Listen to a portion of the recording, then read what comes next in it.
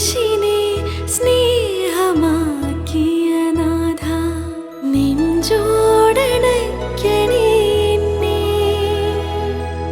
നിന്റേതായി മാറും വരെ. ഉപവാസവും പ്രാർത്ഥനയും സുവിശേഷങ്ങളിൽ തിന്മകൾക്കെതിരെയുള്ള പ്രധാനപ്പെട്ട ആയുധങ്ങളാണ്. പിശാചിൻ്റെ പരീക്ഷണങ്ങളെയും പ്രലോഭനങ്ങളെയും അതിജീവിക്കുവാനും പിശാചിനെ പുറത്താക്കുവാനും പ്രാർത്ഥനയും ഉപവാസവും കൊണ്ട് മാത്രമേ സാധിക്കുകയുള്ളൂവെന്ന് സ്വന്തം ജീവിതം കൊണ്ടും പ്രബോധനം കൊണ്ടും യേശു കൃത്യമായി പഠിപ്പിക്കുന്നു.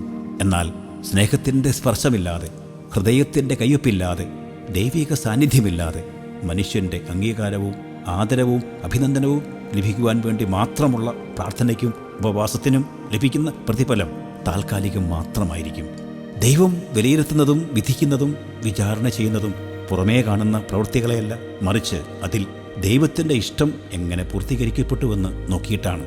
സ്വർഗത്തിൽ നിക്ഷേപങ്ങൾ ശേഖരിക്കുവാൻ വേണ്ടിയാണെങ്കിൽ അത് രഹസ്യമായി ചെയ്യുക.